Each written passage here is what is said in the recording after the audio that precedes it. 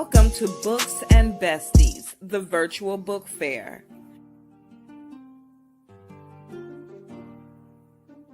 Share this link with others and get ready for something awesome.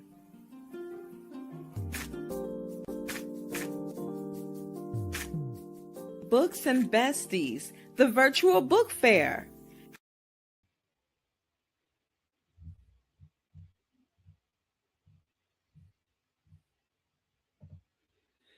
Good morning, good morning, good morning, good afternoon, good evening. Whatever time zone you're in, we are grateful that you have joined us for today's episode of Books and Besties. I am Dr. Angie B. I'm your co-host for the day, and I really feel this in my spirit. This is the day the Lord has made. I'm rejoicing and I'm glad about it. I'm just glad in it. I'm glad with it. And I hope you join me. Really, really excited to introduce you to my co-host, our associate producer for the show, author Avalon Brown. She is a jewel. Come on in the studio, Avalon. Good morning. Yep, you got a new title. Associate I heard producer. it. Yep. So put it on your bio, girl, because all your work has just been wonderful. Thank you. So, how's the weather where you are? It's a rainy day today. Oh, Cloudy and rainy. Okay, no snow on the ground? No. Okay, that's good. They keep predicting it, but it hasn't come yet. Okay, that's good. Yeah, it's kind of sunny here in Jacksonville, Florida. There's a chill in the air, but we still got the sunshine, and I'm grateful for it. Oh, that's good. Mm-hmm. So, what you been up to this week? Writing? Well, yes, helping others and working on my book about my son, and the trials and tribulation he went through and how I saw it, through a mother's eyes of him going through addiction, being homeless, and then coming back to church, going back up. And now he's a certified chef, got his own apartment and doing well. So I'm writing about through a mother's eyes of me, how I felt, how I was seeing it as he was going through it, and the obedience that I had to be to God, and the hurtfulness being obedient because, God was telling me to get out the way, let him go through his lesson. And, as a mother, we be trying to hold on to those apron strings, and God was cutting it. So it was something I also had to go through. So I'm just writing about my experience. That is incredible. Yeah. Because, I raised daughters, and cutting the apron string, you definitely want to do that. But, my mother always said that women who raise sons raise them differently than women who raise daughters. And but I think that common denominator is those apron strings. My daughters are in their 30s now, and I'm still calling and checking what's going on. And so that's going to be a good book, a good book. Yeah. So I've talked to a couple of mothers and grandmothers in my ministry that really have trouble releasing their young men, especially if they need to be incarcerated. They'll call and say, "You got to pray that my son don't go to prison." Well, he did a 30-day jail sentence. He had to go for 30 days. Yeah. Wow. So it was just all of that, and especially like me being a nurse, I didn't even know about him going through this for a long time because the family wasn't telling me. They saw him and they knew, and his wife and ex-wife knew, but they wouldn't tell me the full extent of what was going on Mm-mm. until he really got out there and was homeless. Mm-mm. Because he, Mm-mm. like when I saw him, I couldn't tell he was high. That's how Wow. well he functioned while he was taking it. Wow. Like I would see maybe the glassy eye and suspect, but of Yeah. course he was saying, "Mom, no, ma, ain't nothing wrong with me," you know. Yeah. My God. I tell you, there are babies, but they really can grow up and have us Mhm. thinking, who raised you to be that way? Who raised Right, you to do that? right, Where did you learn that from? right. A Mhm. lot of sleepless night, a lot of teary nights, because it's like, how did my son get to that? And I didn't know. Mhm. Mhm. Yeah, I found out this week that we have a 19-year-old in our family who has rededicated himself to church and to God. Hmm. He's been reading his Bible, and he also gave up, smoking a substance. And I'm Yeah, so proud of them. But you're right, they got to go through it on their own. yeah, yeah. You know, they Because really, now he's a minister. Now he's a minister. He's an wow. ordained minister now. Yeah, so you wouldn't need to look at him now. You wouldn't even thought he went through all of that. Mm, mm, mm. That is incredible. Incredible. Yeah. Okay, we got a couple of viewers on YouTube. Welcome to Books and Besties. And we've got a couple on our Facebook page that are watching us now. So shout out to our audience members. Please leave a comment where you're watching from, what city, what state, what country. We really would like to know how we can stay in touch with you. Really would like to. Mhm. All right. Guess what? What's going on now?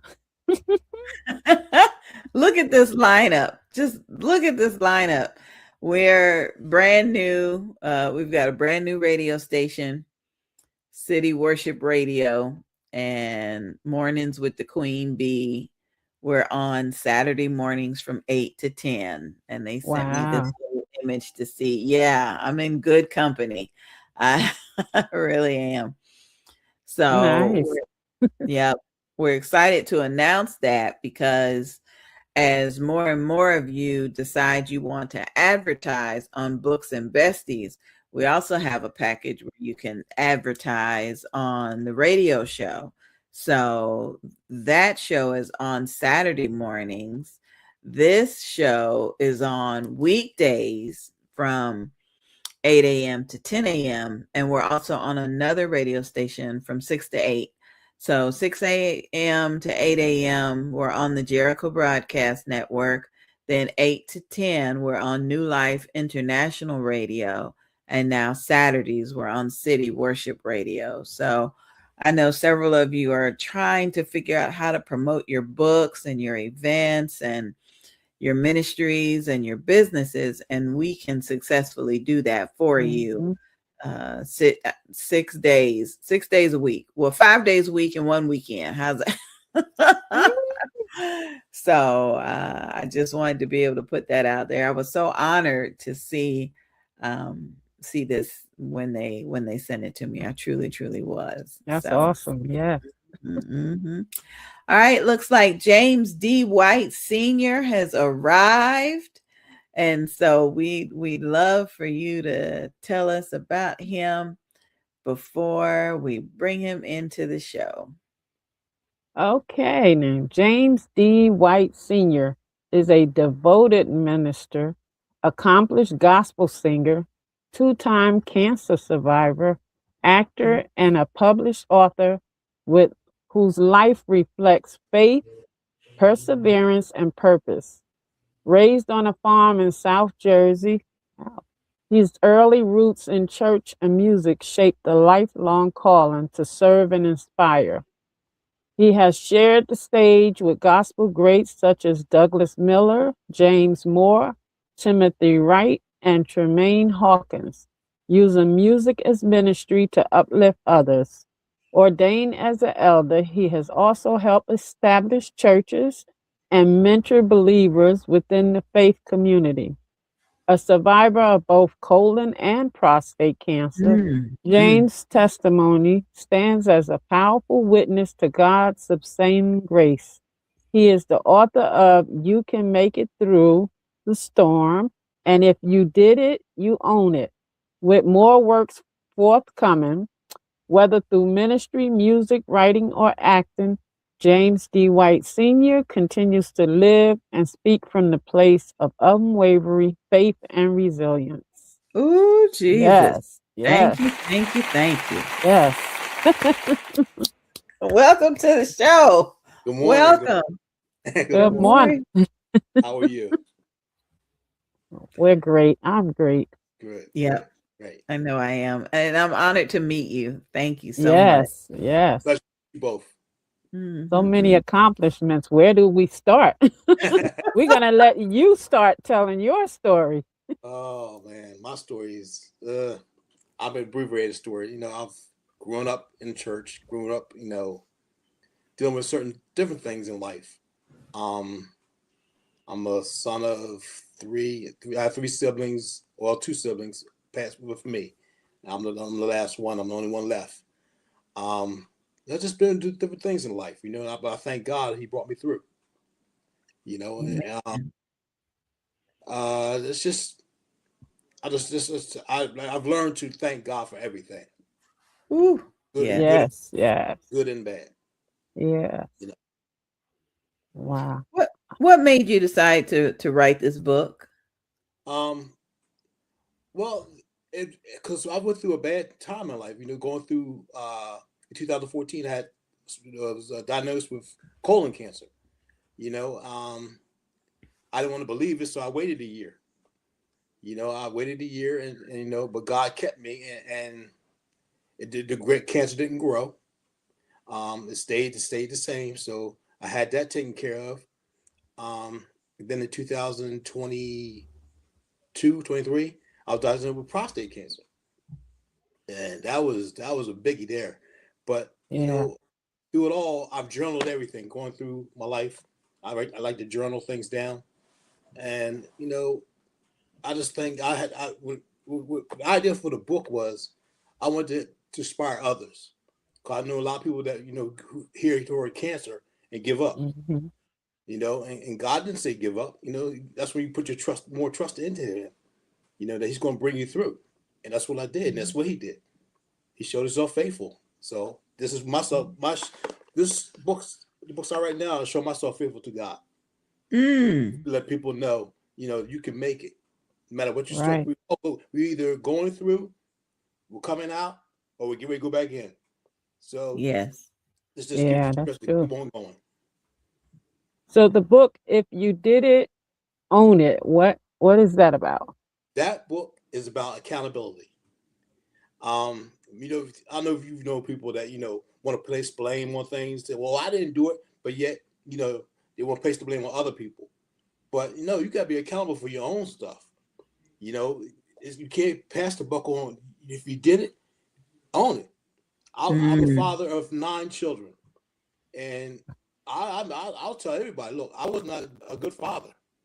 I was out in the streets. I was doing my thing, but I had to learn. I had to go back to think of what I did and talk to my children and say, look, admit to them, look, I wasn't bad. I was not a good father to you, and mm, I have to. And I've been building my relationships with my children. We're all good now because mm. it took me being responsible and being accountable for what I did. And Yes, the book Lord. Yes. and the Yeah, book, yeah. the book just tells people to be accountable for what you do. It's Yes. saying I'm sorry doesn't hurt. It doesn't make Yes. you any weaker. It makes you stronger to say I'm sorry. You know. Yes. So, Yes. Can mhm. we back up just a little bit? You said something. Yes. You said you got diagnosed and then you waited for a year. What Yes. what were you waiting for? And I, what Mhm. Well, my father, I'm a product of my father. He was a hard worker, and I believed I work.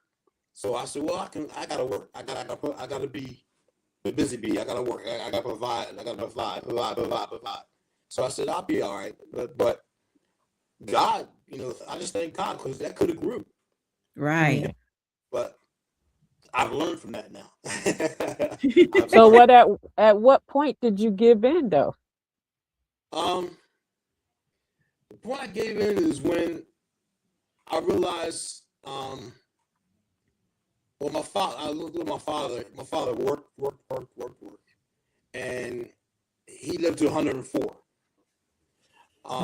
He all he did was work, and I didn't want to be the product of not enjoying life. My father died and didn't get a chance to enjoy life because he was so busy working. And I thought I had the mentality of, well, I got to work, to provide and not enjoy life. But that's not true. Mm-hmm. You know, you got to enjoy life because life is short. Mm-hmm. You got to learn to enjoy life and take care of yourself. Mm-hmm. You Oh, do. okay. Yeah. Mhm. So you didn't Yeah. experience any pain or hard symptoms that Uh, said, "Yeah, I better go to the doctor and let's you know, do you, this." you know what? They found it in a colonoscopy. That's how they found it. I had that. Mm. Um, they couldn't remove it. As they do that, the procedure, they couldn't do it because it was embedded. So I said, I'll be all right. It's not protruding, so I'll be all right.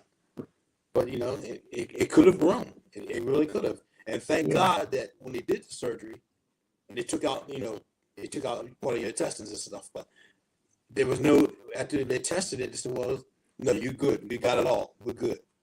And I just thank God because like it could have went to my lymph noises, all that. Right. Mm, Wow. mm, hmm mm. And my mission So now is. Oh, go ahead. I'm sorry. I was going to ask you. So how long after the colon cancer that the prostate cancer showed up? Uh, Almost 9 years later. Oh, Oh my okay. goodness. Yeah, yeah, nine Wow. years. Yeah, and again, I was working, still doing what I was trying to be the provider, but that was more severe. The prostate, Yeah, I because they can had to remove imagine. them. Yeah. They had to remove your entire prostate, and that recovery Hmm. for that is I'm still basically trying to recover from that. Yeah. Right. Yeah. Yeah. You Wow. know, It takes time. yeah, Takes yeah. time. It takes But time. look at how God kept you. Yes, Yes. yes. You Yeah. I know, remember Mm, oh, my grandparents talking about, if you get to the 5 year mark, with no remission or no cancer, you're good. So yes, I cannot imagine you're at the 9 year mark, yeah, not even thinking about anything. right. It mm, comes back, work, little Mm-hmm. vengeance. Mm-hmm. But I wow. thank God that Mm-hmm. He delivered me from that. Uh, It's just amazing how what God does to get your attention. yes. Right. Right. And thank you for sharing that you journal. hmm So Yes, many women talk about how they journal. It is a rare treat to hear from a man who right. says that he journals. Thank you for sharing that. Yes, Yes. Yeah. yes. You have to journal. You have to write it down. You do because you're building a legacy.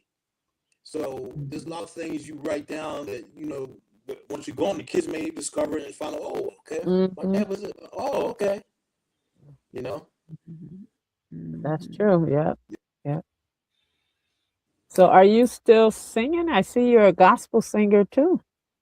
Yeah, I still sing once in a while. For like shows, you do a show or it's in Well, church? I sing. Well, that's another story. I sing when I'm invited to sing. Okay. I have to say that. Mhm. I also have to tell you, if I can, but my new book I have out. Oh yeah. What? Let's hear it. Another Yeah, one? new book. Yeah, I have a new book. Okay. It's called this will get you. Um, Splinters from the Pew, dealing with church hurt. Yeah, I think that's the one that caught my eye. Yeah, that just came out end of the year. Mhm. That's uh, that book is very enlightening. You know, I don't tear down churches. I don't tear down people because it just happens. A lot of people are suffering from church hurt. They are. Yeah. I'm sure Yeah. you know people that's been hurt from church Yeah. hurt, and it's a lasting effect because it diminishes the belief in God. Well, God, you've loved me. Why didn't you allow them to do that? But it's not that. Right. We Right. put You go to we church put to get healed, not to yes, yes, be hurt. Yes. yeah, yeah. A lot of people are being hurt instead of being healed. And I'm trying to, again, encourage people to keep on going. Just because that person healed you, God didn't do it. That person did it. But you still Mm-hmm. have to learn to trust in God and not Yes. give up because He didn't do it. Yes. Yeah. He allowed us to build something up in you to let you know that you stop relying on man because man is fallible, Right. Right. and And people have to realize everybody in the church are not saints. yes, Mm-hmm. yes, yes. Mm-hmm. Some come for other agendas. Right. You're right. Mm-hmm. You're right. Mm-hmm. We're looking for the person to be all this big and mighty. No, God's the only one big and mighty. That's it. Yes. No, that's it. I can't sit here and serve a pastor or serve a bishop, whatever that is, and put him above God. No, he's not above God. God is first, and that the book deals with a lot of people that's been hurt, including me. Brother James, I want to put your contact information on the screen so that people Okay. can reach you. Is there an email or a website you'd like me to link? Yes, you can go to James D. White Senior Inspires.com or just JamesDWhiteSenior.com. What part of Jersey you're in? South Jersey. I know, but where?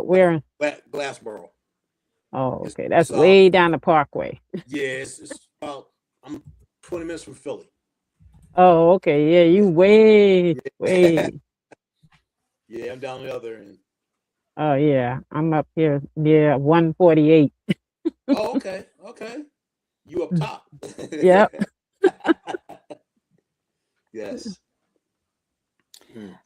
I want to give our audience members a chance to ask you some questions. So if you're listening to us today, the number that you can send a text message to is 407-914-6519. 407-914-6519. You can text us your question for our guests, and we will do our best to get them answered for you. So my next question for you, what was that? Your third book that you just Yes. What where does your creative process come from? Is it just still coming from the journals or? Yes, it's still coming from the journals and Okay. and my conversations I have with people, throughout, my journey, I just write it down. I listen. I'm gonna learn to listen to people. Okay.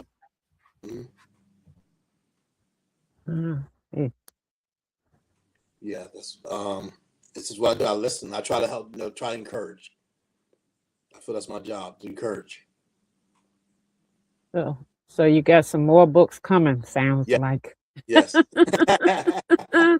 I hear more books on the way.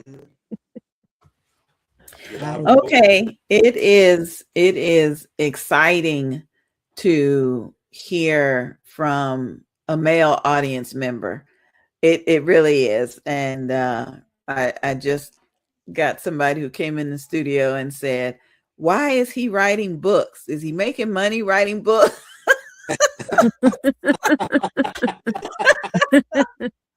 So I have to thank my interns for watching and chipping in. But how is this man making money selling books? I want to know.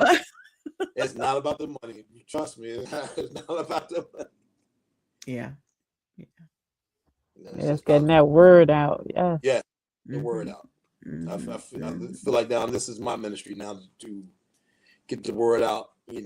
Not being on a pulpit, whatever like that, but just trying to get the word out to reach the masses. Absolutely, that's very yes, important. yes. Wow. Oh, very important. Thank What you, what Lord. what type of acting were you doing? Well, I was on. I'm gonna. If you look at Tubi, you can find a movie. It's called what is it called? Oh, Paper Gems. Paper Gems. It's called. It's about that movie is about young adults, dealing with life itself. I played a father figure in the movie. Also, there's a series coming out. Hopefully this year.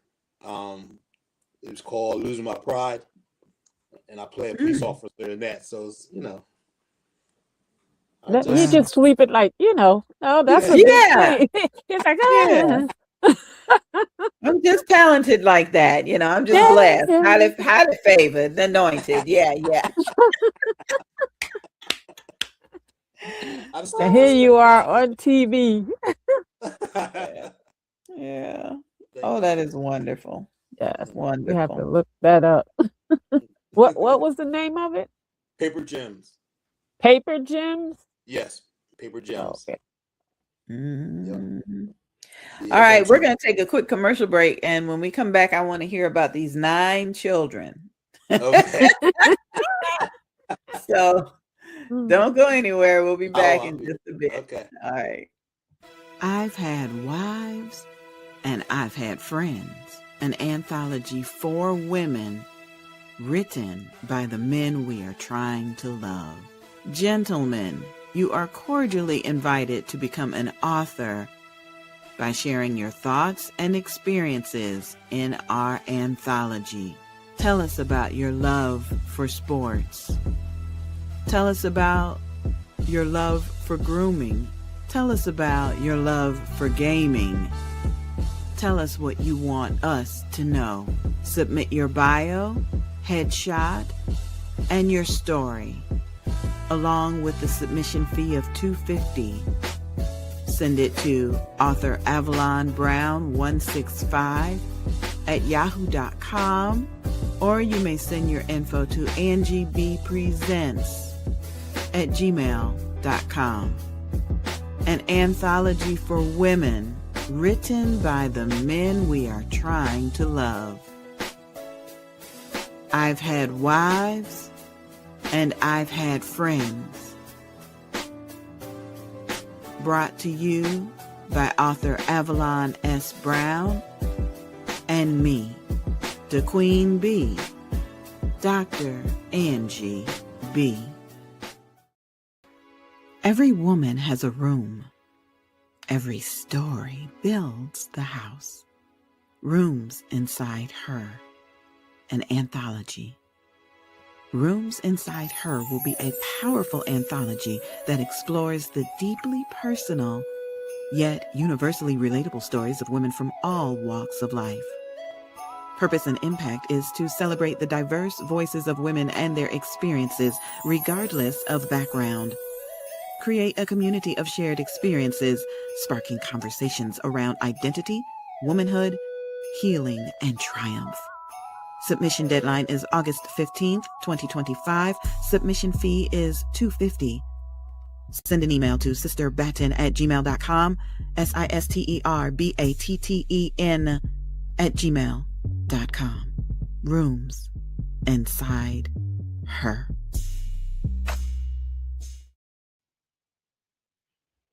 I am excited about Rooms Inside Her because they received so many submissions that, well, I shouldn't tell it, but they did extend the deadline from August to February. And it looks like it may be like a 2-part project. Again, I don't want to tell too much about it, but you do have time to submit your story for Rooms Inside Her. Now, I've had wives and I've had friends, the men's anthology. That submission deadline is the end of February as well. So we're excited to be able to represent two upcoming projects. One targeted at women and another targeted at men. And so we're thrilled about that. All right, we're gonna bring Avalon back in. And Avalon, that man said he had 9 children. Come on back He in, did. He Brother did White. mention he was in the street at one time, Uh, right? I'm sure this is during his street days. yes, yes, yes. But Avalon, if he wrote a book about each child like you do, you write a Oh book about yeah. all your children and grandchildren. Yeah, he'd be writing for a while. Each have a different character, I'm sure. Yes, yes, Yes. they are. Yes, they are. Give us the testimony of 9 children, sir. Tell us what we need to know. Well, I started out young. My first child was born when I was 18. I just turned 18.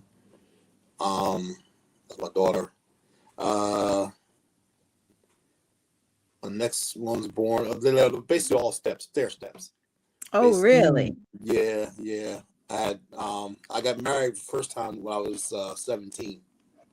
So I had 4 by that person. Then I was out in the streets. I had 2 more.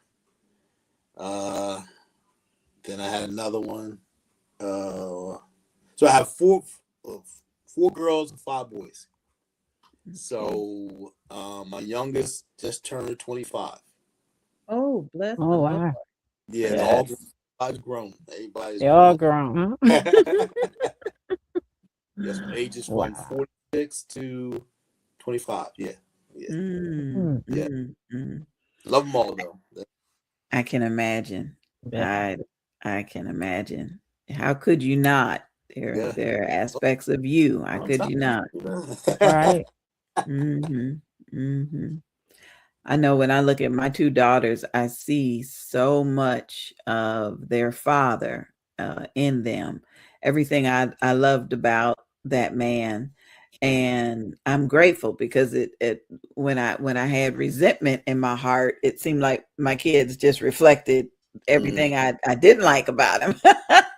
So Mm, it definitely made a big difference Right. to change yeah. my heart and how I looked at things, and it's a beautiful thing. Yeah. I appreciate that, and yeah, be sure you keep writing because Oh. I, yeah, because I know even if it was just one child, they would want to know Mhm. more about you, Yes. um, Yes. Yeah. and What having do it they come from. Go ahead, go sweetie. no, I was gonna ask him what do they think about his writing, They're proud his of me. book? Yeah. They're proud. I'm like I told them, I'm trying to build legacy and let them know, about their father, you know, um, what I went through, my shortcomings. And I try to, even though children gonna be children, they're gonna do what they want to do. But I try to advise them, okay, you see what I did and what I did wrong.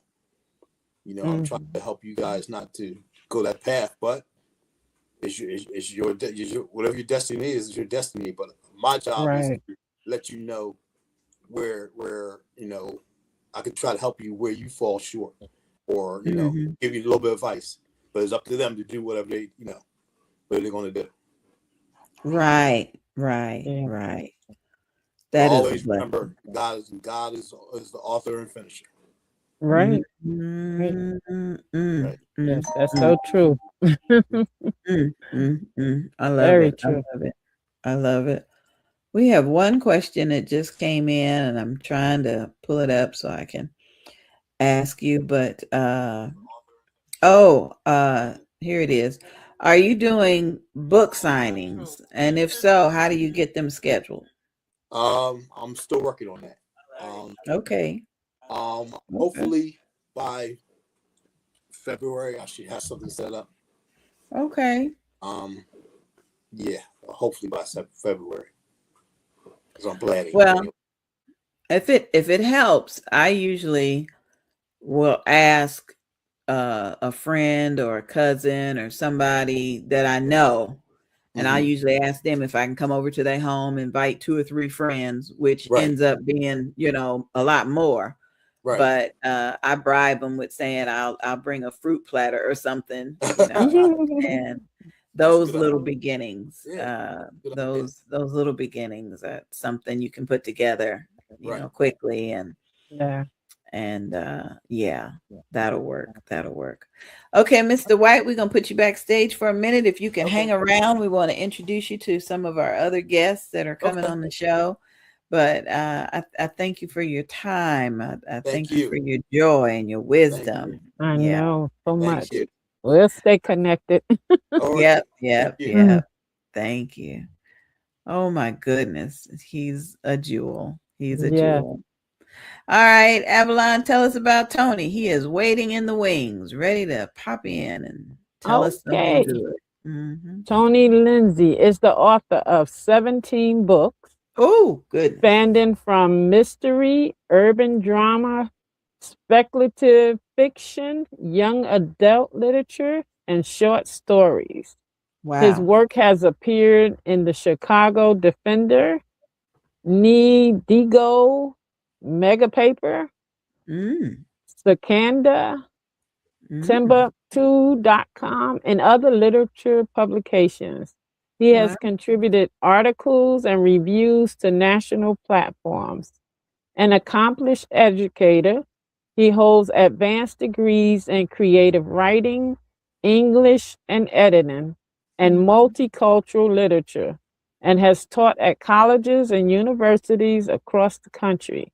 He is widely respected for his literary range, cultural insight, and commitment to storytelling that reflects lived experiences. Wow. Mm. Yes. Oh, wonderful, Yes. wonderful, wonderful. Welcome to the show, Tony. Hey, hello. How are you guys? I had to Good, look good. around. I had to look around and see who you was talking about. I was like, who is that guy? You know. But thank you for inviting me. 17 books. Say again, dear. 17 books. That's an inspiration.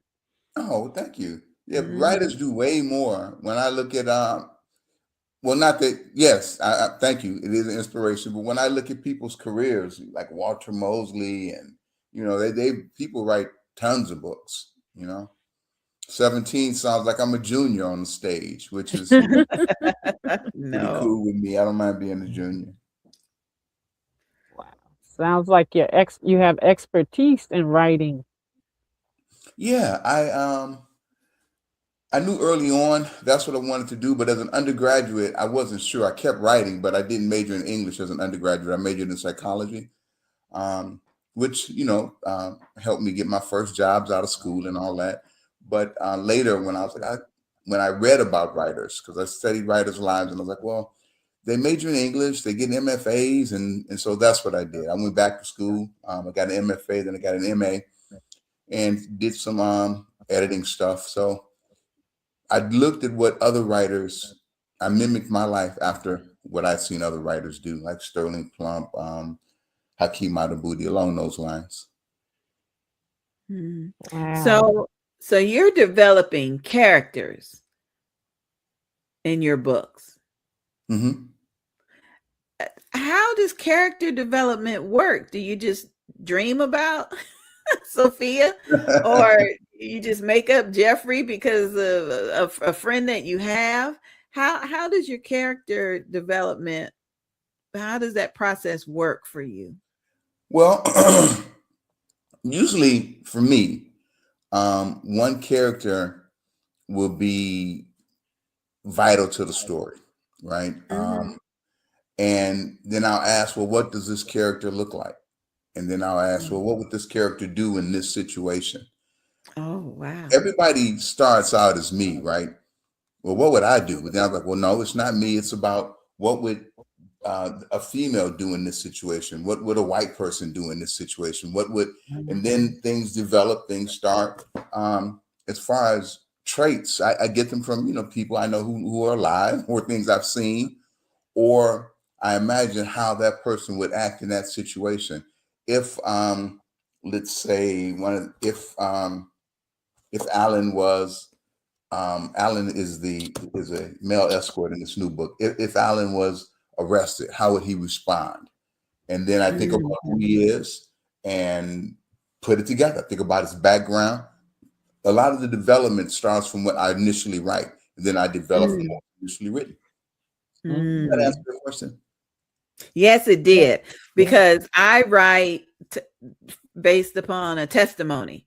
I write whatever God tells me to write. And so if it's a hardship or something that I went through, I I am fascinated by people who can create characters.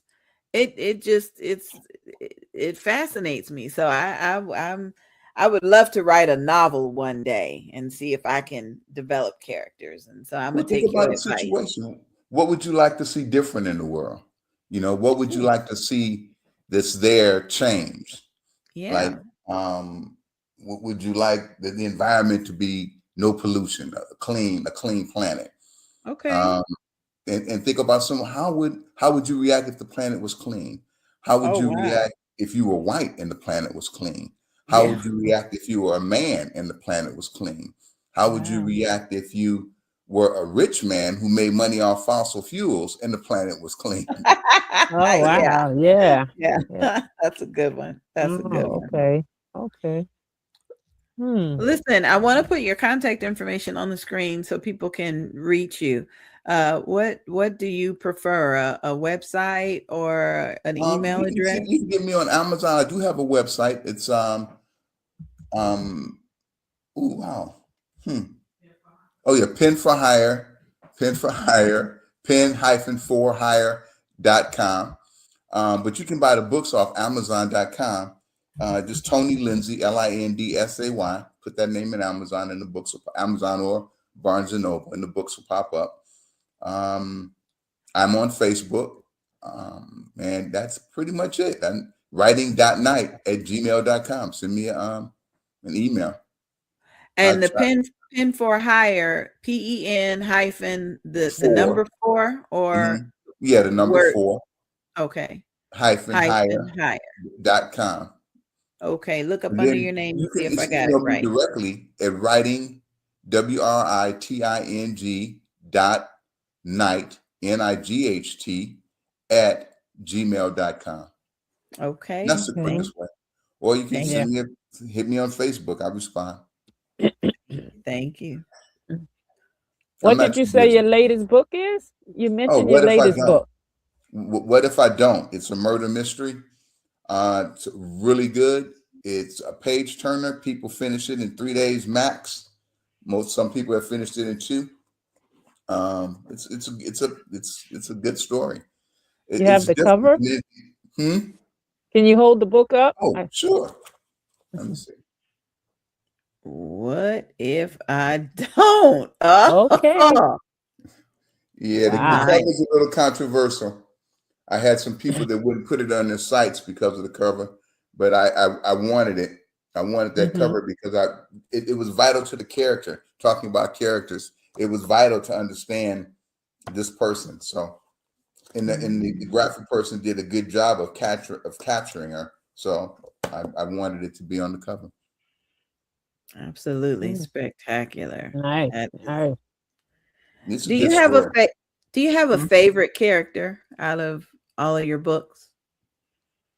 Um, Not really, but I have a frequent character because I've written a series of mysteries called the One Dead series. This isn't part of that series, but I've got one dead preacher, one dead doctor, one dead lawyer, and one dead activist.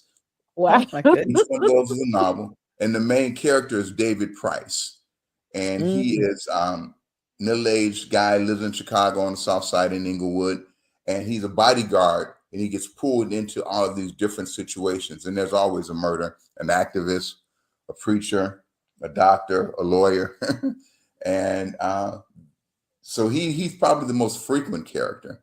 But Mm. um, I did a vampire book, Melody Knight. That's this one. She's a Mm. fun character. It was so much fun writing her. Um, but again, I wouldn't say she's my favorite. And this one has a female hit person, a hitman. So that was Yeah. pretty, so Wow. I Ah. don't have a favorite. I like all of them. Even the ones that other people don't like, I like them. Like our kids, we don't have a favorite child. We Right, just, right. yeah, They're we all just my favorites. They buy are 'em. my favorites. Right, Yeah, exactly. that's good. That's good. Well, when we come back from this break, we've got just a couple of questions. Like Latiska Powell said, sounds like very interesting content. Mm-hmm. So very interesting content from Latiska, and I appreciate you for watching, sis. It is good to hear from you. Okay, we're going to take just a quick break here on Books and Besties, and when we come back, we'll bring Brother James D. White Sr. back on the screen so he can introduce himself, and we'll see what happens after that. Sounds We'll be good. back. Living with anxiety and depression can feel like you're drowning. Come join a tribe that will help you press through parenthood and life. Maternal Matters Favored.org, mmfavored.org. Mommy, why do I have a cold? Written by Avalon Soulette Brown. Dedications. This book is dedicated to all of my grandchildren. You are always coming to hug and kiss Nana, especially when you have runny noses, sneeze, or cough. Nana loves you. Let's work together to keep the germ population down. Mommy, where do colds come from? Why do I have one? Mommy, why do I have a cold? Written by Avalon Soulette Brown. Narrated by Sonia B., Sandra B. Produced for audiobook by NGB Productions. And narrated by me, the Queen Bee, Angie.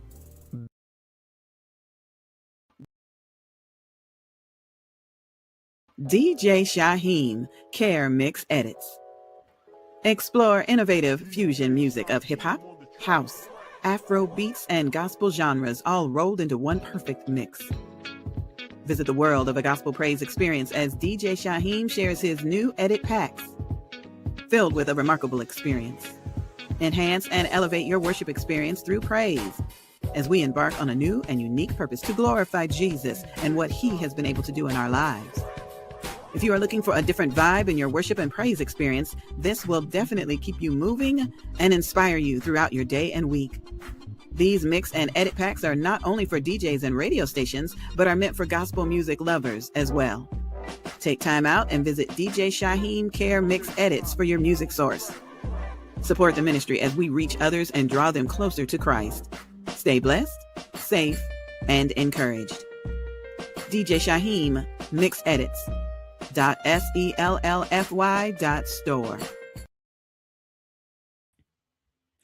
I'm so encouraged because we've got two strong men as our guests today. Our associate producer, Avalon, has done a wonderful job getting them scheduled and preparing us to meet them. It's a rarity. I believe it is a rarity to find a man that pours out his heart into a book, much less a Black man. And I hate to say it that way, but that's the way. I was born in 65. So my grandparents talked about that. Men are going to keep their thoughts and dreams to themselves because they don't want to either be disappointed or don't want somebody to punish them for even having an intelligent thought, much less write it down. And so I'm a little emotional right now having Brother James and Brother Tony here, just talking to us like we belong, like they don't mind sharing what they're sharing. So Avalon, we're gonna bring you back on stage right quick, and I just want to thank you for scheduling them both because I'm learning so much. Yeah. I truly am. I love a good testimony. It seems like Brother James has has just gotten started with sharing from his heart, and Brother Tony just holds up several of his 16 books like it's no big deal. And so I thank you for inviting them to the show. I thank you, thank you. You're welcome. You're welcome. All right, let's bring both of them back. Brother James and Brother Tony, would like to introduce yourselves to each other. What's up, man? How are you? Sir, how are you? I'm good. Good. It's good to meet you. Good. I was Good to meet listening you too. backstage. Yeah, I was 16. Was 17 or 16 books you have?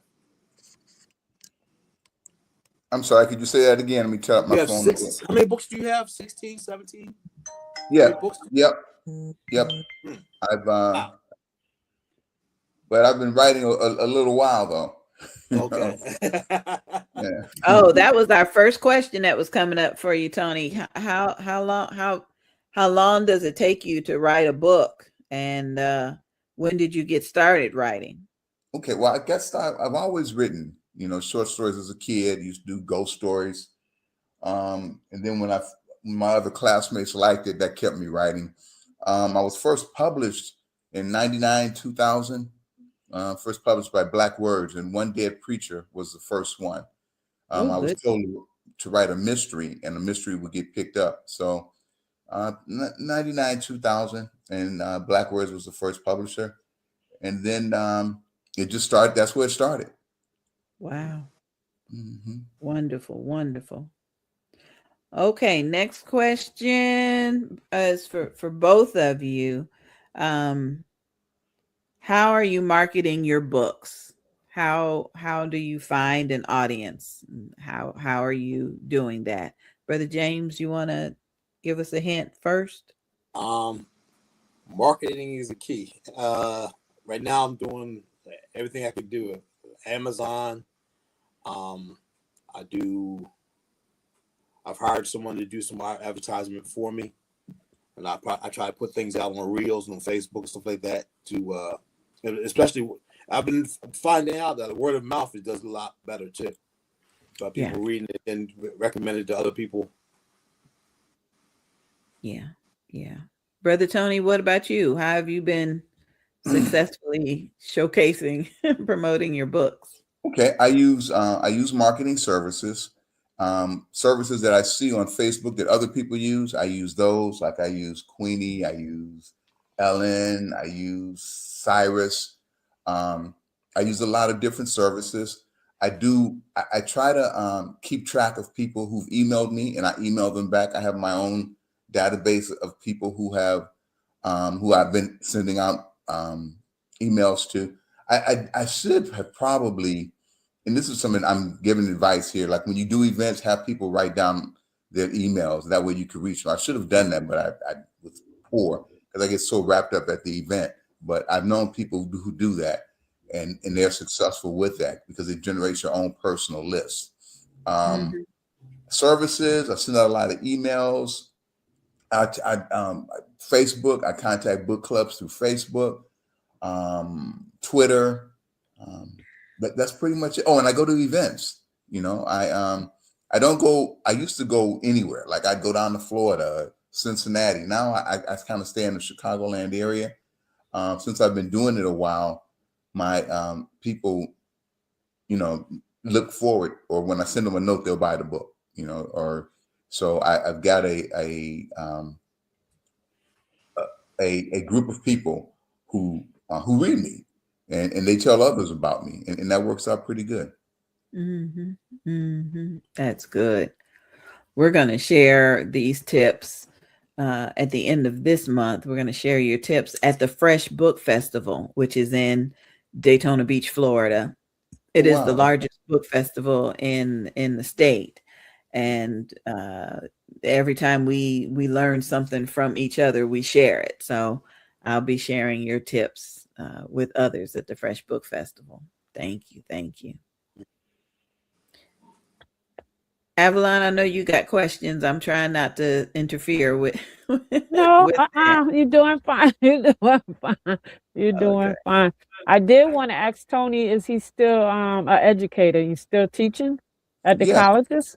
I currently I teach composition at Ivy Tech in Gary. English composition. I don't part time. I retired. I'm semi-retired, but I do teach 2 or 3 classes every now and then.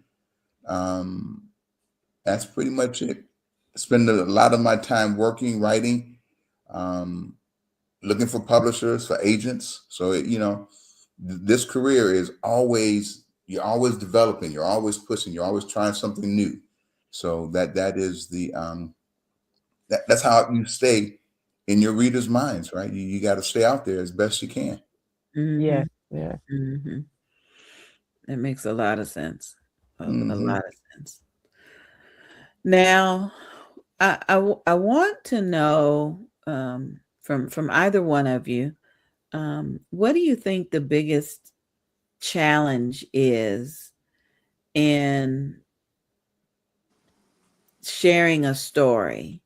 Is it that you wonder if anybody's gonna like it, or uh, uh, uh, what's a challenge that may have come up in the writing process or the promotion process of your book? Tony, you can take that one. You should be doing it longer. No worries, no worries. As far as you said, the promotion and the creative part of it. Yeah. Okay, so as far as the creative part, um, what I do is I build it around the conflict, right? Mm-hmm. Um, Once I have a protagonist, there should be an antagonist. And Mm. sometimes I want the antagonist to be as strong as the protagonist. So that's a Mhm. challenge for me. As far as the marketing, the best example I have right now is this cover, right? I wanted that cover. Um, a lot of the press release places didn't want the cover. I Oh, don't know wow. if it would have been better had I given in a bit on that. I don't know, but I stuck with it, and it hasn't. So, and it's a learning process, right? Even since 1999, 2000, I'm still learning things. But so I guess the difficult part as far as marketing, for me, is listening. I don't. Mm. Yes. Uh, I'm still kind of, oh, I like it, so Right. this is the one I'm Mhm. going with. And that's been an advantage of being uh, for this book. This book was self-published. And the advantage was I was able to do with it what I wanted to do with it. Right. So, Mm. you know, Right. we live and learn. Mm-hmm. Okay. All right. Next question for Brother James. Do you have a favorite publisher that you work with, or are you self-publishing, or tell us I, about that? I'm doing a little bit of everything. I've worked with uh, so far 3 different publishers. Um, I'm happy with the first 2. The third one, I'm not so much. Um, Mhm. it's to me, uh, to find a good publisher, you just got to research, research, research. Um, Yes. um, a lot of people, they want to charge you astronomical fees for doing nothing, or saying they promise you something that they're going to do for you, but they don't do it. Mm. So since I'm new at this, I'm trying to listen to Brother Tony to see what he has to offer. Because this is my first go around, so I know. I'm trying to learn I'm going to be a sponge to learn what I can learn. Yeah, Yeah. Yeah. Well, I went through a couple of publishers too. Mm, Yeah. Now I'm all self-published. right. Yeah. Yeah. I I start out with each book trying to find a publisher. I prefer to have a publisher. if we are aligned. I've been fortunate. I haven't had any really bad problems with publishers.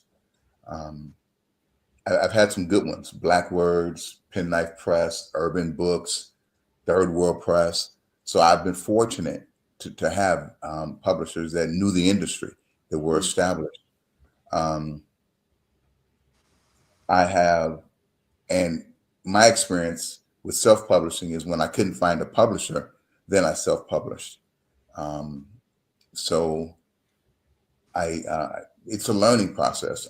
Personally, I prefer to have a publisher because they know the ins and outs more than I do, and they can market the book better. I get more book sales when I've had publishers than when I've done as a self-published. That makes sense. That makes sense. I got it. Now, earlier, Tony, you mentioned something about an agent. What's the importance of having an agent? Why should an author have an agent? If you're fortunate enough to get an agent, that's somebody who knows the publishing industry, right? These are people who know who's looking for what. So ideally, because it doesn't always happen, I've had 1, 2, 3 agents, and it was a lot easier. Agents, they are in touch with what publishers are doing what. So that's their that's their livelihood. So if you can get an agent, that's so much better, because they're going to look at the publishers. They're going to go out. They're going to market your piece. You could write, and they could go out and I had one agent die. I had one agent retire. No, I had 2 agents retire.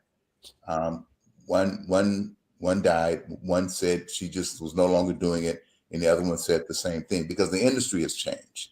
There was a time when Black books were vogue, right? Books with African American characters, themes, and issues were in vogue. I'm not going to say it's no longer the case, but we aren't as in vogue as we were, So,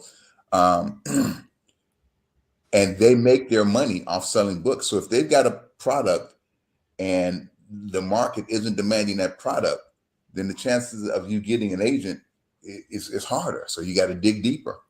You just got to dig deeper. Dig a little deeper. I want to ask you a question though. These agents, are these the type of agents that get your book published, or are these the type of agents that get you an advance deal with the publishing company? That's the same thing. If you have an agent, they want to find a publisher to publish your book. But are they getting you advance money? Yes. Or do you have to pay out money? Oh no, they're good. If you get a true literary agent, they're going to find you in advance, because they're going to get 15% of that advance. Right. I was just wondering what type of agents you had. The ones I had were the ones that secured advances and found publishers. Oh, okay. No, because I know there's a lot of literary agents out there that don't do that, but then they call themselves literary agents. So what do they do?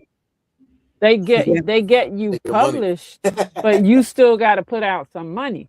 Yeah, that's why people have to be careful when they're looking for literary, when agents say I'm an agent, because I researched all of that, because that's the type of agent I'm going for too, the advanced one that's going to get me an advance. Because a lot of literary agents has contacted me, but they weren't that type. Yeah, they sound more like managers. They don't sound like they sound more like managers or people and self-publishing your book too. Yeah, basically. Which is okay. I mean, if that's I've had to use those services twice, so that's okay too. I think the end result is, what are you going to do to move it forward, right? Right. Yes, it's better if for me, in my experience, it was better to have a publisher, right? Because again, I sold more books when I had somebody whose business was to sell books, right? My self-publishing arm, I had to learn how to contact people to sell the books. Whereas when I had a, Mhm. they knew how to sell the books, and it was easier. Mhm. Mhm. That makes sense. Right. But like you said, you gotta do your homework. You gotta figure out who knows what and how Mhm. you can align with them. And Right. Yeah. yeah, literary agents. I remember having that conversation with you, Avalon, when we were talking about Mhm. um, finding out who they are, what they do, and Yeah. how they can help. Mhm. There's And the an special letters agency. you got to send them. Yeah. Mhm. There's an agency that tells you who are actual literary agents. Right. It's Right. not the WGA. I don't know what to call, but there's a board that certifies it, that lets you know that these are legitimate literary agents. Yeah, I found that. I forget the name of it, but I Yeah. found that link. Yeah. Yeah. So Mhm. there are people that do this for a living. And with AI, it's been, you could find better ones. you know Uh-huh. yeah. Mm, mm, mm, mm. Wh- Uh, so the next question that came in uh, uh, is writing your full-time passion, or is it still just a hobby? James, you want to tell us first? But now since I retired, so this is what I do. It's my new part time job, I guess. That's just what I do. Nothing else to do, so that's right. Yeah, me too. Good, good, good. Brother Tony, what about you? This your full-time, or we know you're teaching, but Yeah, I'm teaching part-time. I'm writing full-time. um mm, it started out as I think I've always done it full-time, even when I had a full-time job, because this was, I knew, I studied writers, and I knew what it took to, when I first started, I was traveling, I was going all over the country. The publisher paid for some I paid for. So it wasn't, it's always been the major factor in my life. It's always been at the center of what I do. It wasn't like I, just all of a sudden decided, hey, I'm going to do this. I mean, I was a kid wanting to do it. I was reading Donald Goines books saying, oh, I could do this. So wow. it's been a little bit different. My goodness, my goodness. Wow. Okay, we're going to take another quick break, and we'll be back with more from our two authors. We'll be back with more in just a bit. Still, I care. Nurses rising after bullying. Presented by visionary author Avalon S. Brown, RN, BSN. Still, I care. Nurses Rising After Bullying is a powerful and restorative anthology that amplifies the voices of nurses who faced workplace bullying, yet chose resilience over silence. Within these pages, their stories uncover the unseen wounds behind the scrubs, where whispers, exclusion, and systematic mistreatment tried to dim the light of compassionate hearts. But these nurses did not surrender.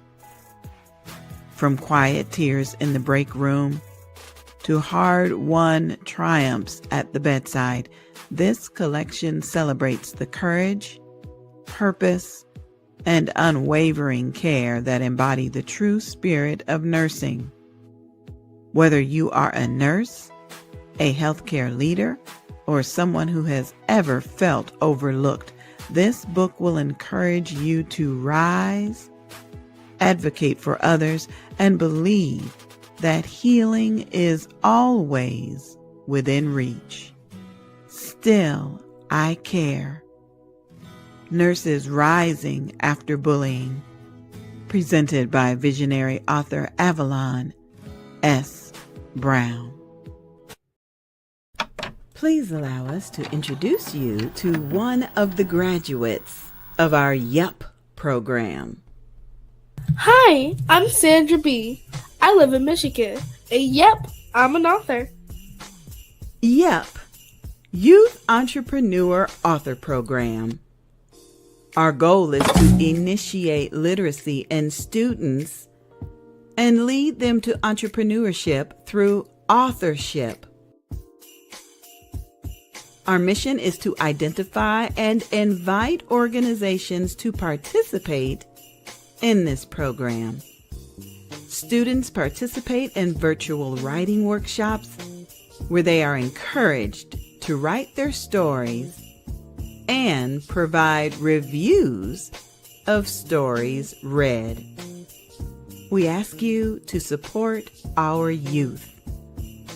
For a donation of only $50, your company or organization will be mentioned as a youth supporter in the next audiobook. Send an email to yepI'mAnAuthor@gmail.com to provide a scholarship for a young person to participate. Yep, I'm an author. Proceeds are accepted and disbursed by Angie B. Productions. And now, these students are authors and entrepreneurs. Follow us online. Just search for Yep, I'm an Author on Facebook. Use the hashtag Yep, I'm an Author.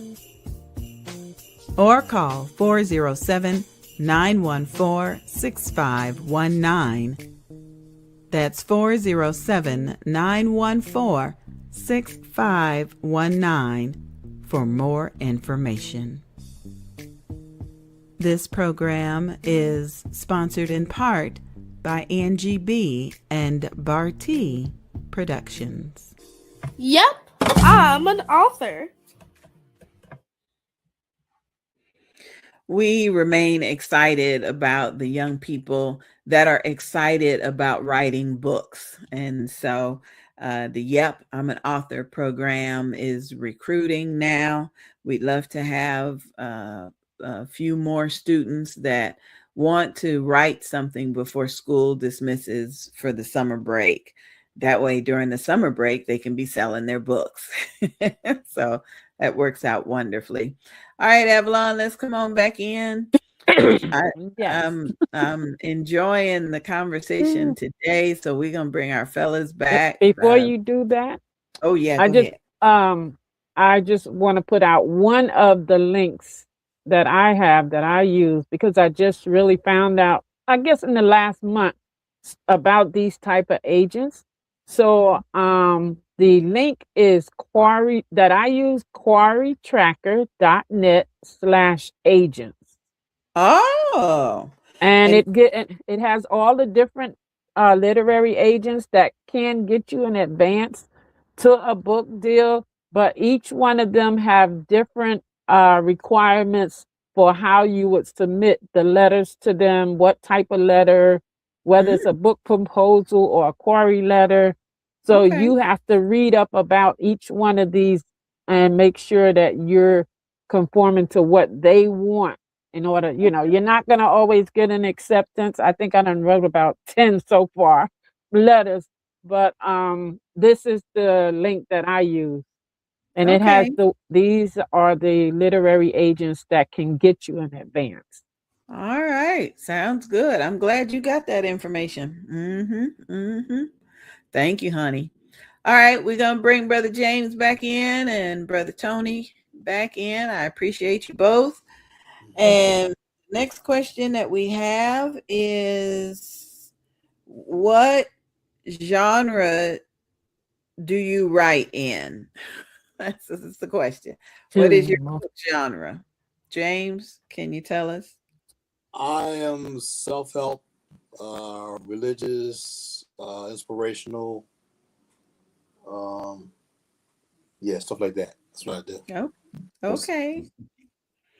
Okay. And Brother Tony, what would you consider? I write in urban. I write mysteries. I write thrillers. I write speculative. Um, and I do short stories. And I do young Oh. adult. Young adult. Mm. Yeah, I've got. I try to do different genres, um, only because there's different readers and I've got different points I want to make. So I'll, mix genres. I've written, like I said, 4 mysteries in the One Dead series. I've got one outside of the What If I Don't? It's not part of the series. My speculatives includes Melody Night and also Urban Affair, which was Street Possessions. So I've done different ones, different genres. Mhm. And the young Mhm. adults are Almost Grown and Fat from Papa's Head. Wow. Hmm. Fascinating. Speculative fiction. What exactly is that? I never heard that That's before. okay. So it's like um, magical realism a little bit, but it's like what could happen. Like some people would put paranormal, right? Vampire, horror, all under the speculative genre. Um, Weird space travel. They could call it sci-fi. So speculative is like something that's outside of reality, outside of what you would Mm. think is real. It's speculative, right? Um, but it depends on what magazine you're reading. Some people will call it magical realism. Some people will call it horror. Mm. Some people will call it paranormal. But I look at it Oh. as something outside of what is reality. Mm. Mm. It's yeah. Okay. So yeah. Outside of reality. I can think of a couple things. Oh my goodness. I tell you. All right. We always try to ask something that could help another person be inspired. So, James, what advice would you give someone to encourage them to write a book? That your life is important to someone. You Oh. may think that you're going through some things um, that you don't want to tell anybody, but your story can help a lot of people. Because Jesus. we're all suffering from something. Yes. Now, whether you want to talk about it or not, that's up to you. But your story can help a lot of people, no matter what it Mm. is, because you're still Right. here to tell it. You Mhm. know, Mhm. there's a victory. We all have victory because we're still here. Yes. Mhm. You just may be suffering from something, but guess what? You're still here. Mhm. Yes. That's what I would tell them. Just your story means something. No matter what you go Mhm. through, it means something. Yes, Lord. Yes. You're right. You're right. Tony, what's your thought? I was told a good writer always has something to say, right? But a Mm. good black writer has something to say about his or her community. So if you've Yeah. got something in your mind that you want to say, like about, for example, I don't know, the environment, right?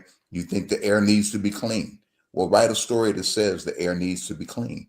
If you're a good black writer, and this is again what I was told, you want to write something that can make your community better, right? Or something that could identify a problem, right? If I can identify a problem and get people thinking about it, I think that's a positive thing. So That is that's positive. Yeah. yeah, that's how I look at it. I truly admire you both. I truly do. Mhm. Yeah. It's beautiful, beautiful. I tell you what, we're gonna have to have you both back on the show again because I love this interaction between the two of you. Mhm. Um, it's almost like you guys know what the other one's gonna say, and so yeah, we got the spiritual and we got the paranormal. So I love it. I love it. I love it. I love it. So yes, I am thrilled. So I think I've got one more question for the both of you, and then we'll let you go. I wish all the questions would come in at the same time, but they text me at different times throughout the show. So Um, and I think we may have addressed this, but I want to recognize the person that sent in this message. Um, they want to know what what's the first step that you suggest anyone should take to write their own book? What's the first step? James, you want to address that? First step is just write it down. Oh, Journal what you going through. Write it yeah, down. yeah. That's what I did, and I wrote it and just kept writing until I was ready to put it out. Mm-hmm. That's just me. So Okay. All right. Mhm. Tony, what do you think? Yeah, I would say a couple of things could be first, right? First, know what it is you're writing about, what it is, what you want to say, but then outline it, right? Yeah. I find that when people do an outline, when they can see that it can reach the end and that they have a pattern of what they want to do, then it gets finished, or at least that attempt gets done. So when you do the outline, you also want to, like you learned in school, identify your climax, know you're building to a climax, and then what happens after the climax. Have that in mind while you're doing the outline, and get people started. Okay. All right. Does that make sense? Have the end game in mind as you get started. Mm. Mhm. Gotcha. Well, if you do the outline, it'll help. If you do the outline, it'll help you know the end game. I think the only thing you really have to have in mind is the conflict. Even if it's um, how to wash a car book. Talk about the time when the point of climax would be when you're actually washing the car. Well, what happens after you actually wash the car? That's the resolution. So it's traditional narrative bell curve. And I think if you have that, if you outline that process, you'll get to the end. You have the, like you said, you have the end in mind. All right. That has been so helpful. Thank sure. you. Thank you. Thank you. Tony, do you have any final words, any final lessons you'd like to leave our audience before we go? So, what if I don't? If I don't, by Tony Lindsay, you can get it anywhere. All right. James, you got any final words before we let you go today? Just keep holding on, keep the faith, and let Amen. God be God. Amen. Amen. Amen. Well, our next guest, Sister Mary, has arrived. So we're going to put you guys backstage. If you have to go, I understand. But if you can stick around a little bit longer, we'll try to bring you back in so you can meet Mary. But thank you, Tony. We I appreciate you for can't hear being you on the guys. I don't show. know if I. And James, thank you so much. I appreciate your relaxed nature. You make me feel like I can do it and I can chill as well. So thank you very much, James. All right, Avalon, can you tell us about Mary Beal? Yes, Mary Bill spent many years working as a civil servant for the U.S. Department of Defense.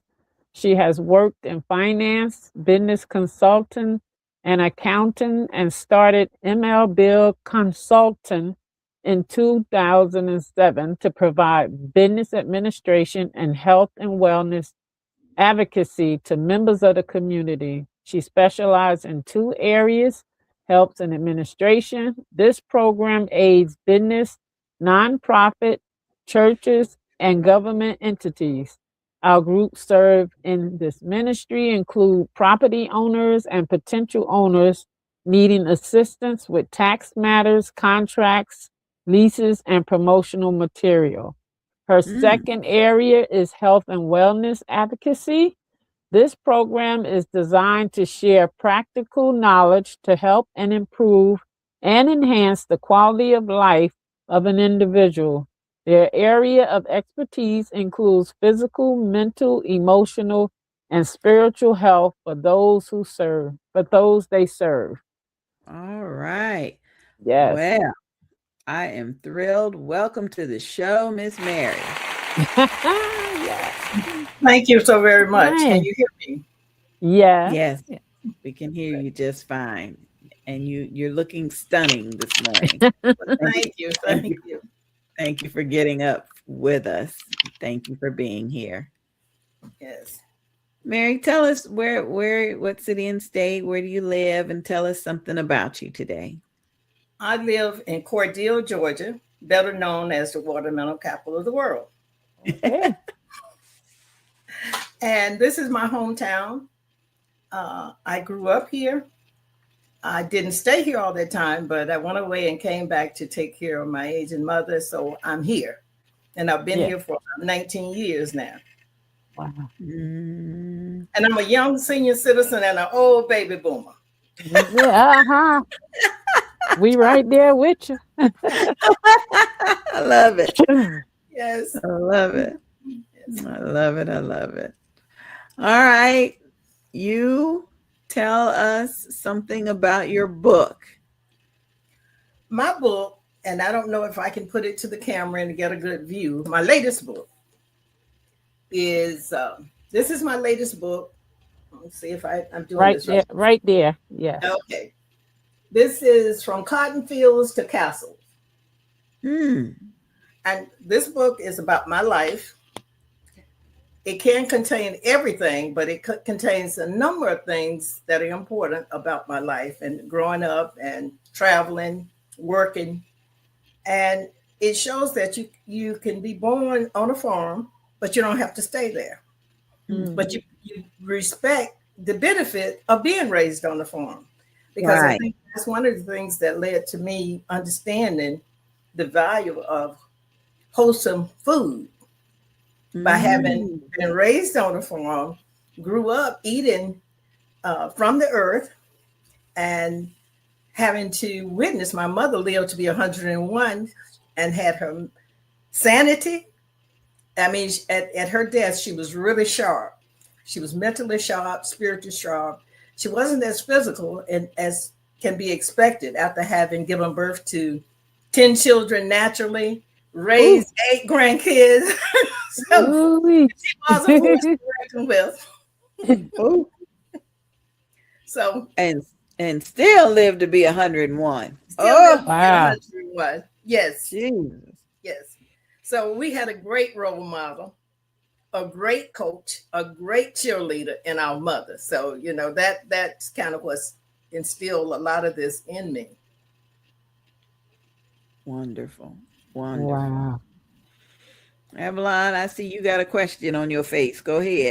So I want to I want her to tell us about this business and how it got started. Okay, how the business got started, as I said, I didn't say, but I retired early to come home and be my mother's part-time or primary caregiver. But my mother was still in good health and she was still active and mobile. So I couldn't sit home all day. After having worked for about 40 years, I couldn't just sit at the house and do anything. And then just through discernment and observance, I saw there was a need in this community. And I was trying to fulfill an unmet need because the Lord had blessed me so with education, with experience and travel, that I had something that I could offer. Mhm. So Wow. that's how I got into the business. See, because I had studied, I'd gone to school, got an undergraduate degree in Savannah State University. And then I went on and I got a master's degree. And then I left the States and went to Africa State there 3.5 years, shared my experience, knowledge and experience there. But when my mother decided to raise 8 of her grandkids, she asked me to come home and help her raise her grandkids. So I came back Wow. to the States and worked in Atlanta for several years. And then things happened and helped raise the grandkids. And when the grandkids graduated high school, I took off again. So Mm. anyway, that's kind of, I'm kind of have a gypsy spirit.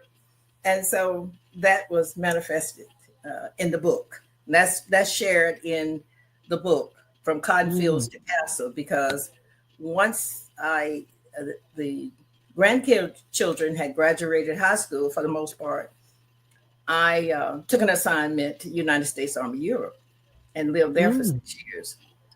And so I got great exposure to castles while living in Europe.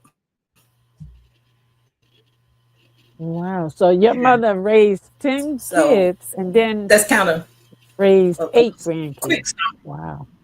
Wow. So you were And then came working back in and that raised four area? grandkids. Were you working in the I was area of your business before you started doing the business? yes, yes, yes, yes.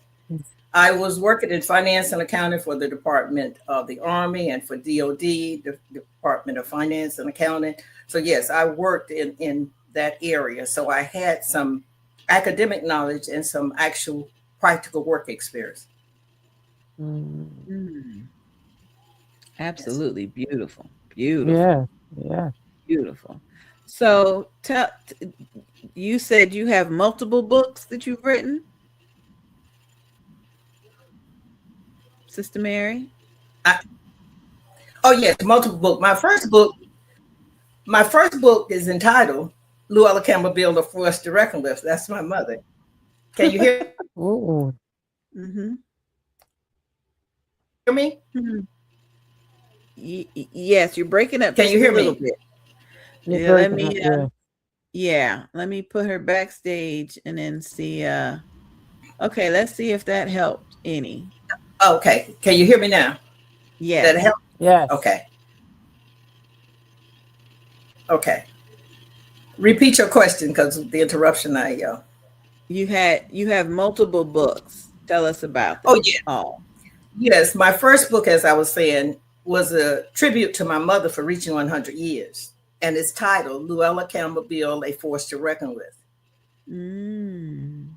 My second book was about her transition because I Okay. thought it was miraculous. And so I wanted to capture that. Mm-hmm.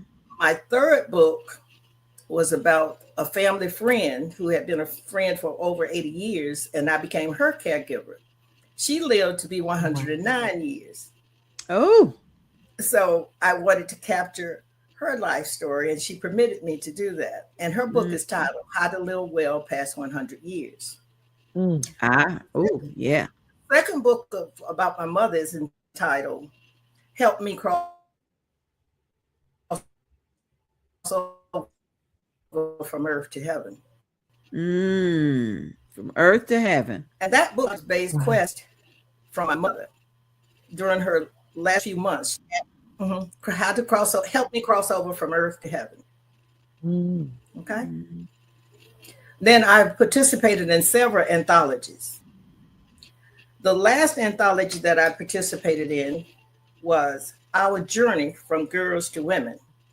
Oh. So that's an anthology. And Yeah. I have it here. Let me see if I can share it. I don't know. This light is, I think, messing with it. But this is the book. It's several female authors that Mm. contribute to this book. And so Okay. that talks about me being a middle child, middle girl. And Mm. there's a lot of discussion about middle children. So I just wanted to give them that all is not lost when it comes to middle children. I'm one. Right. Right. Right. But I'm the seventh, biologically, I'm the seventh child born to my mother and father. But because Mm. they had such a wide gap raising kids, I ended up, for the most part of my life, being that middle child, Mm. except until now. Now I'm the second oldest because there are four of us still living. And just as a Okay. little side note, we're all over 70 years old. Wow. Bless the Okay. Lord. I'm telling And you. thank the Lord, if I see September, I will move it over into the 80 group club. All Oh, right. yes. Yes, yes, So, yes. so I'm looking forward to moving into the 80s club this year, if the Mm. Lord will. Mm. Okay. Yes. Amen. Mm. And then I I've participated. Oh, go ahead. I've got a couple of questions that we asked our earlier guests. And the first one is, what advice do you have for someone who everybody told them you need to write a book, but they don't know how to get started. What advice would you have for someone that needs to write a book? Call me and let them invite them to a Zoom workshop. Oh, Oh, okay. okay. Oh, I mean, if they are really don't just take that advice and just start writing, I could help them get started with a very short time through a Zoom workshop than just telling them, and they can get the feel for it. okay. Mhm. Sounds good. Sounds Because good. I encourage aspiring authors, and then, because the Bible says we older women are supposed to train the younger ones, so that's what Yep. I feel like He has kept me here to assist younger Yep. people. Okay, Book of Titus. That's exactly what the book of Titus tells us. that's Yeah. what Yeah. Titus tells us. hmm So I want to put your contact information up on the screen. Would you like people? You went out. I don't know if it's my system or yours, but we had a glitch. Is that better? Can you Yeah, hear me? that's better. Okay. Yeah, the internet is acting up today. Uh, Yes, tell me what your contact information is. Is there a website or an email address? yes. There's a Okay. website, and it's Okay. MLBEAL Consulting ConsultingLLC.com, and there's a contact at the end, and they will put their information and their area of interest, and I can get back to them. ML Beal Consultant LLC.com. Yes. Okay, I got it up on the screen so folks can contact you about your Zoom workshop. That would be wonderful. And I have another website if they're interested. It's not going to be a workshop, but it's something they may be interested in to make contact with me. And that is a shorter website.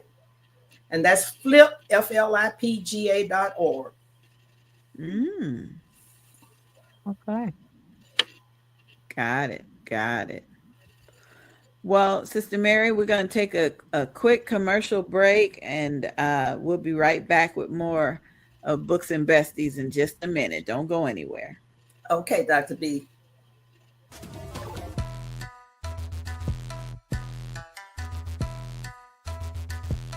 All right. Good afternoon, good morning, good evening, whatever time zone it is for you. My name is Terrell Duckworth. I'm an independent associate with Legal Shield. I retired from the military after 23 years of serving in the United States Air Force. And I started working with a company called Legal Shield. And the reason why I'm here today is I just wanted to let you know what we offer. A lot of people know the name, but they haven't seen the information. So one of the first things I always share with people is it gives you the ability to talk to an attorney without worrying about that high hourly cost. And it's affordable, not just to people individually, but to even small business owners. So what we like to do is share and educate you on why so many people are taking advantage of our services, from getting contracts reviewed, to getting your last will and testament done, your will, your living will, your healthcare power of attorney, and those things. We also help if you are that person that has a heavy foot. And then the last thing I like to share with people on our legal plan is we have a 24/7 coverage, because we know that people get in situations where they wish they wouldn't be, and engaging with law enforcement, and you can pick the phone and enforce your rights right on the spot.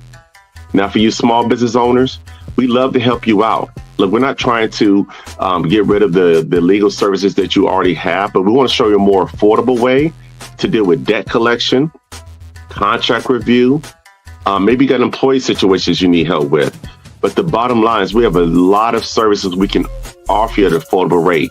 If you get a hold of me, my information is below, duckworth29@gmail.com, or my website's below. It's too long the name, so please look at it below. Or you can contact me on my cell phone, 757-344-5496. And I would like to say this. We are looking for more people to help us out and spread the word, meaning you can do what I do, make a living while making a difference.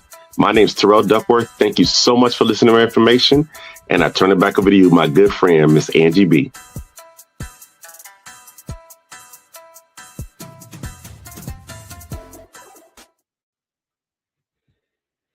I am so grateful for Mr. Duckworth because I have been able to get my last will and testament done. I've been able to save money on legal proceedings. I truly am grateful for that. I'm truly grateful.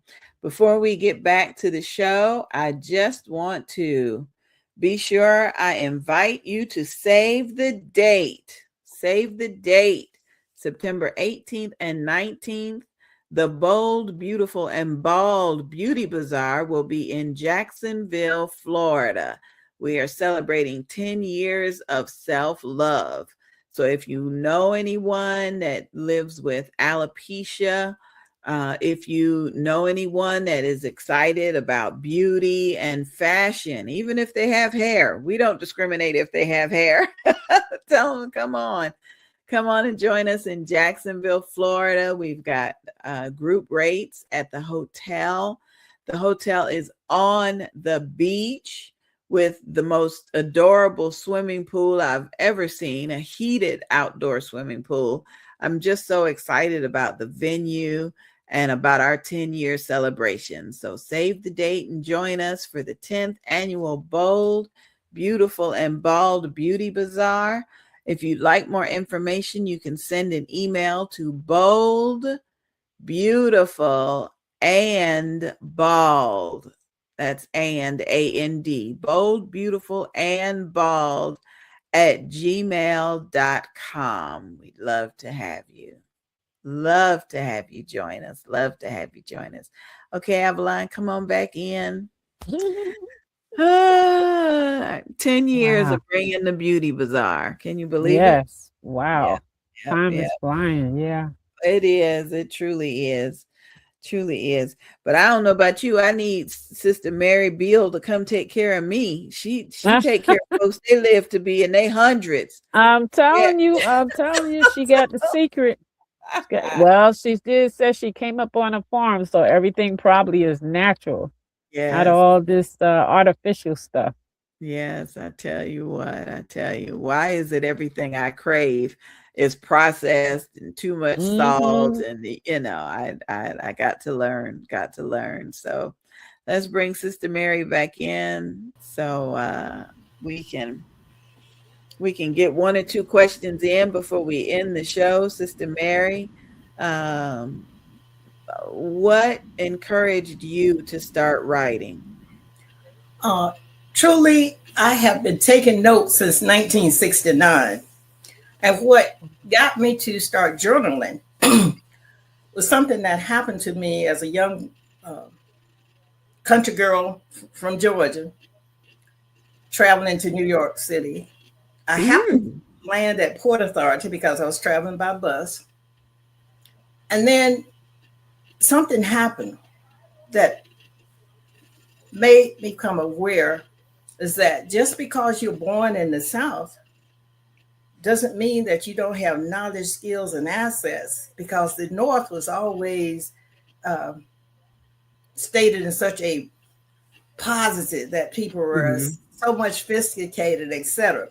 But Mhm. everywhere I've gone in the world, there are poor people, there are rich people, there are in between. And Yes. I had an experience where I got pickpocketed Mm. at Port Authority. But adhering to the advice of my mother, all my money wasn't in one place. Oh, They just yeah. got some change. They got Yeah. the change first. They didn't get my money. So that kind of just let me see that even though I may not have had that worldly experience, I had wisdom. I had been trained with wisdom and guidance from my mother, which helped me to travel around the world. And so I'm still here at 79, almost 80 years old, because I adhere to the wisdom and training that she provided me. Amen. Yeah. So, Amen. but that's Amen. what got me started with journaling. And Mhm. when I traveled to Africa, I even journaled more because I wanted to capture, because I traveled to Africa in 73. So camcorders and cameras, portable cameras were not as available as they are now. So I was trying to capture some of the things that I experienced on that trip. So I started journaling, and I had all these journals And I said, I got to do something with this. So when I retired to take care of mom, I had time on my hand. So I started to try and put those in the computer. And eventually, I had drafted the first draft of her book before she transitioned. She got to read it. This is her first book. This is not the first edition. This is the third edition. Okay. Mm. But she got to read it. And she said, that's about right. So, Oh. so, so I felt good because it's her life story. And Right. she was a testifying that it was about right. Wow. Because with her she had been blessed. I think she was the only one of her siblings to live to be 100, but there were several of them lived to their 90. She had one sister that was 99 and a half before she transitioned. But she always told us about her great grandmother, who she got to know. And her great grandmother, she said, when she turned 12 years old, her great grandmother turned 112. Oh. So that had always stuck in my mind, is that to capture some of this for the next generation. So that's what this book does. It captures her life story. But more important than that, we had never seen our great grandmother or our great great grandmother. But what happened at a family reunion in Tennessee, they voted to change the name of the family reunion to the name of my great great grandmother, which is Fields, Fields.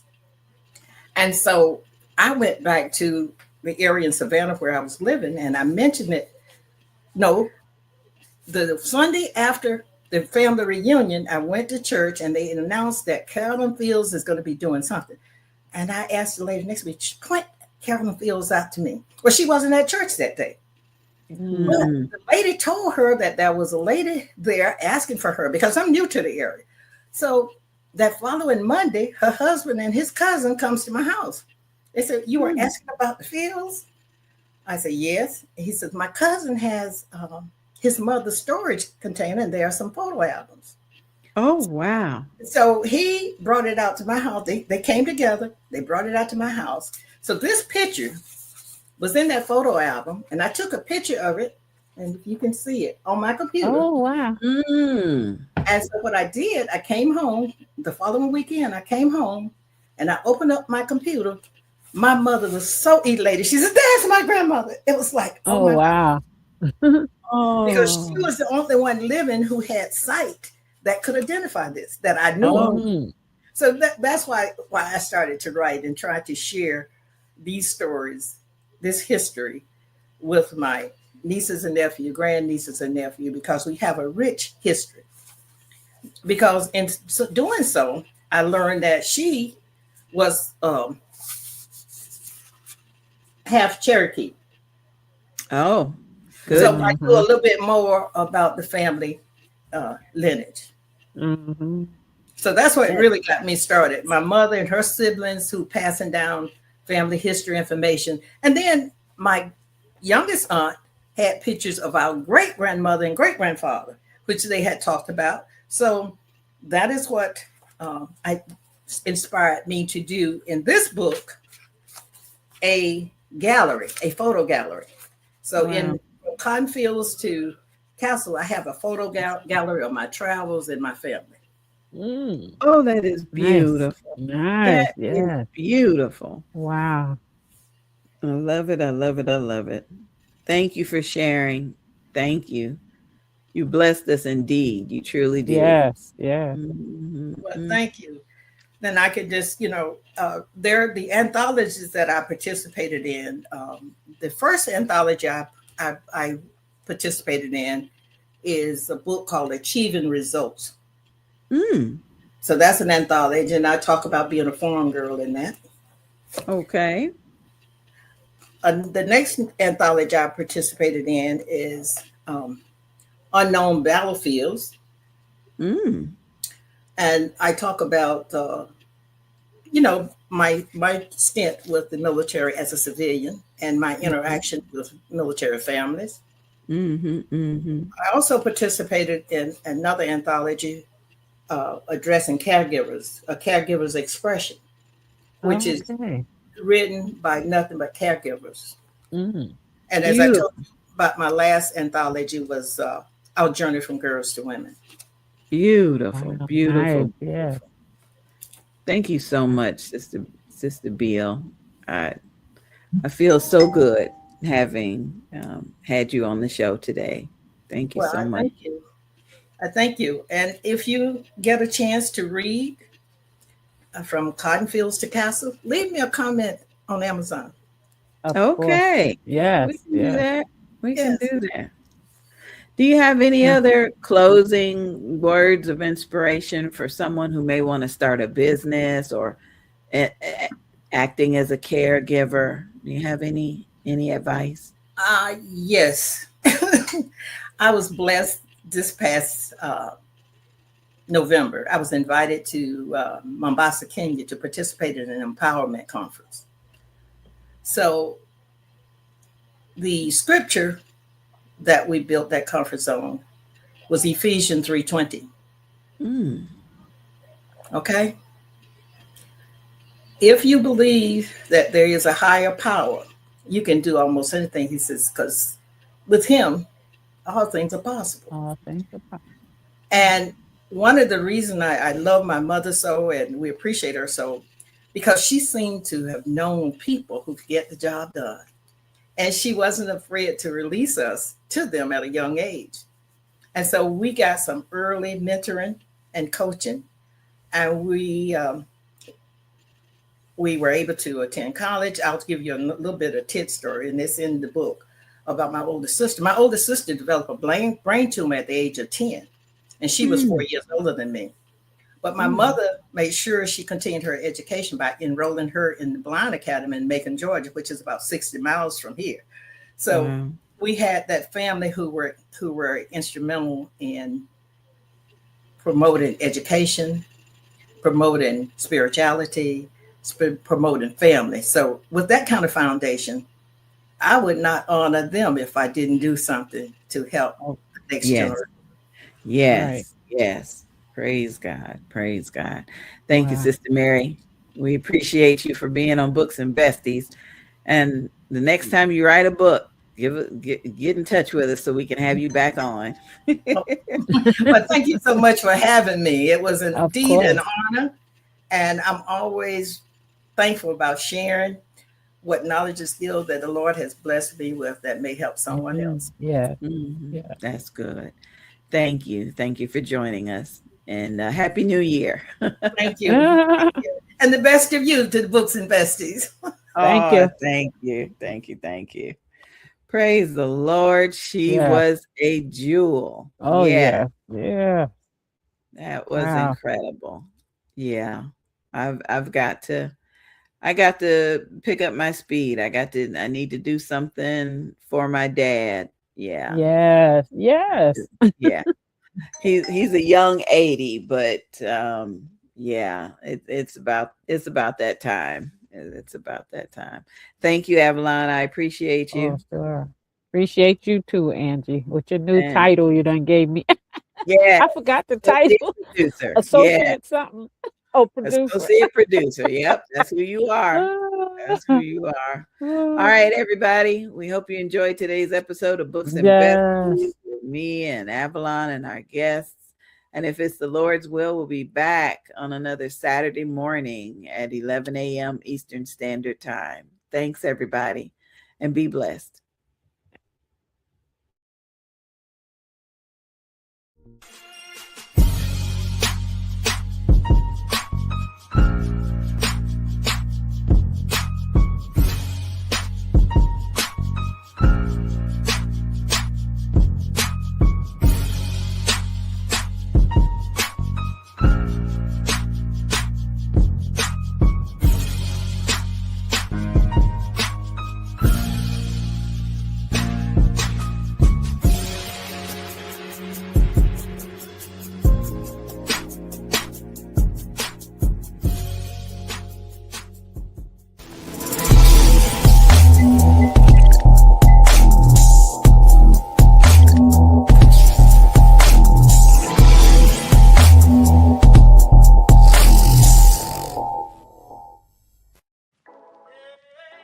Wake up and turn your Saturday all the way up with Mornings with Angie B.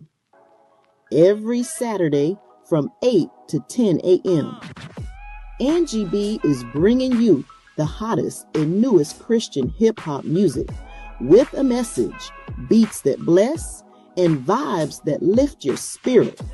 Whether you're getting ready for the day or cruising through the weekend, Angie B's got your soundtrack, faith, fire, and flavor.